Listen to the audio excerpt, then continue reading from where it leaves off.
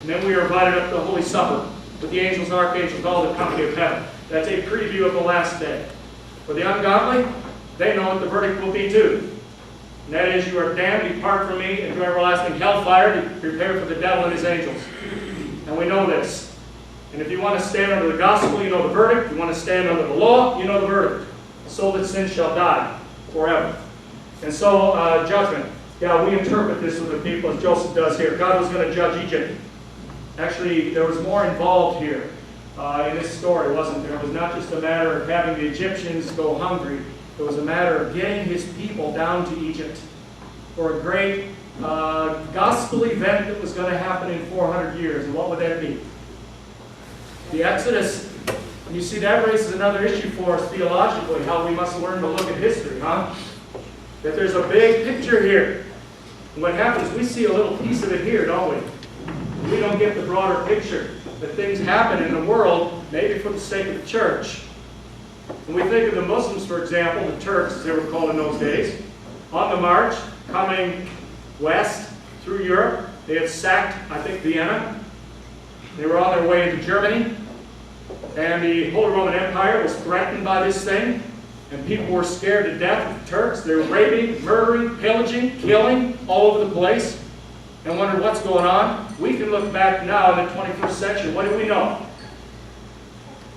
That God used the Turks, the Muslims, back there in that 16th century for the sake of the Reformation of the church. Because had that not happened, I'll guarantee you, Martin Luther would not have survived but a few months.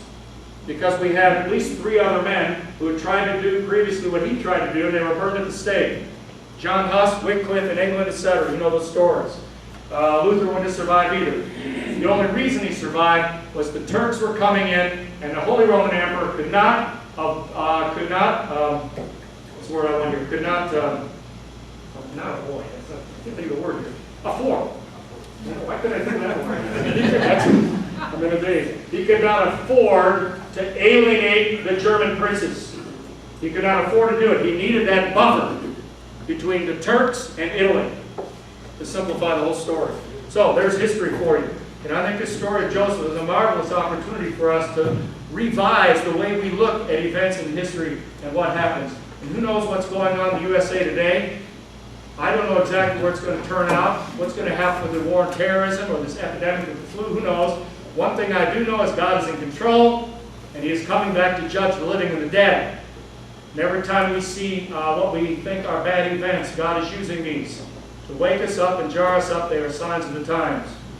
Verse 34, Joseph now suggests to Pharaoh, end of verse 33, that he select some overseers and that he find, verse 34, verse 33, let Pharaoh select a discerning and wise man. Was Joseph here talking about himself? I don't know. Let's see, I want to make one other, I was going to make one other, I'll forget that, I'm past that verse already, so we'll just forget that. I had another verse here, I was going to comment back on verse 16. We're way beyond that, so we'll keep going. Pharaoh said to his servants, can we find a man like this? Was Joseph here trying to put himself ahead? Or was he, should we interpret this according to the 8th commandment, explain things in the kindest way, that he's doing what? Giving solid, good advice to Pharaoh. Find a wise, discerning man. Did Joseph suspect it would be himself? I don't think so, although he could have. Why so? Maybe Joseph is starting to dawn on him what's going to happen in his life. How would he have known that, perhaps? His dreams. Remember his dreams. How he thinks back. What that's, oh gosh, that's over, almost 20 years earlier, maybe more. And he dreamed those dreams of his brothers bowing down before him, and he would be a place of authority. And maybe all of a sudden it all clicks together. He sees, now I see what God is doing here. And by the way, at the end, after his father dies, remember his brothers will come. And they will say, our father told us to have mercy on us. And Joseph says, you meant it for evil, God meant it for good, to save many people alive. And it may be that Joseph, at this point, he just clicks all of a sudden, now I see what's going on here. Do you ever have that aha experience in your life? where something bad is happening, and all of a sudden, one day you wake up and say, oh, now I see why this happened. I get it. For all of us, that will happen on the last day, right? When we go to heaven, and suddenly we'll realize why God let it happen into us in our life. What is a convoluted sentence? Why God let it happen to us. What did happen? There was a reason for everything. Isn't that right? And by the way, another comment I might make, I hope I'm not reading too much into this text. In a certain sense, we might say that Joseph maybe has an insight here. It dawns on him what's going on. And he does not just sit back and say, thy will be done, but he takes the bull by the horn, so to speak, and suggests to Pharaoh what he knows Pharaoh's probably going to say, well, you're the God. You get what I'm getting at here? In other words, maybe in life we can learn a lesson from this. That while of course we do pray, thy will be done, we don't just sit back and do nothing. Like pietistic Christians might do, and let God do His will. We get up and do something, okay? And God, we know, works through our activity and so on, as He seems to be doing from Joseph. I don't know, that's my opinion, whether you agree with that or not. That's your business. Verse 41, Pharaoh said to Joseph, I have set you over all the land of Egypt. Here it goes. In one moment, Joseph is elevated from being a nobody, a Hebrew. And by the way, that word that was used in the last chapter is a derogatory comment, wasn't it? A Hebrew, a prisoner, a nothing, a nobody. Suddenly he is now going to become second in command in the entire land of Egypt, which at that time was like the United States today. It was one of the most powerful empires in the world. This is an incredible story. Pharaoh takes his signet ring from his hand, puts it on Joseph's, and clothes him in his garments, puts a gold chain around his neck, rated right in the second chariot. And they called out before him, bow the knee. And he set him over all the land of Egypt. Amazing story. Moreover, Pharaoh says to Joseph, I am Pharaoh, and without your consent no one shall lift up a hand or foot in all the land of Egypt. And Pharaoh called Joseph's name Zaphenath-Paneah. And that means, since I don't speak Egyptian, I got to find it here. What was that? There it is. God speaks and lives. Zaphenath-Paneah allegedly means God speaks and lives. Take my word for it, I read this somewhere. What God? Pharaoh, I don't think, is a believer. Pharaoh is probably superstitious. He believed in many ways that he was a god. And notice here, Joseph doesn't correct him. So I don't think he's talking about a true God necessarily.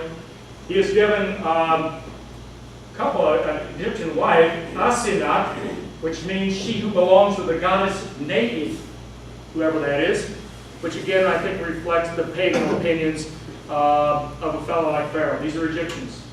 Interesting that Joseph, being a pious believer, is willing to do what in this pagan Egyptian government? Servant. Servant.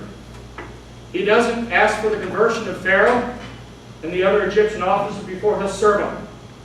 St. Paul, centuries later, will mention a similar comment when he talks to the Romans, the people living in Rome, about their attitude towards the pagan Roman governor, Caesar, who believed himself to be a god. And what does he say in Romans 13? Let every soul be subject to the higher powers. There's no power there except those given by God, and they are given to punish evildoers and reward good people. And by the way, in this story here, we see that Pharaoh's government, in many ways, we may be stretching a little bit, but was a good government in that sense. Because he makes provision to take care of his people, right? He makes provision to take care of his people. That he doesn't believe in the right God, that's, I was going to say irrelevant, don't misunderstand me. In a certain sense, irrelevant for Joseph in his service. Now, we make obvious applications today. We Christians do not refuse to live under a pagan government as long as it's a legitimate government. And what again makes a legitimate government? Do they punish wrongdoers and reward good people? And if they do that, it's legitimate. And then we pay our taxes and we pray for the government. And we don't just vote for Christian people. And I know that may offend some of you, but we don't just vote for Christian people. That really has not a lot to do with politics in a sense. Although we would hope that Christian people would be more moral. However, I was a bit concerned, and again I'm bringing my politics in here. A little bit concerned years ago when our country elected Jimmy Carter, who was a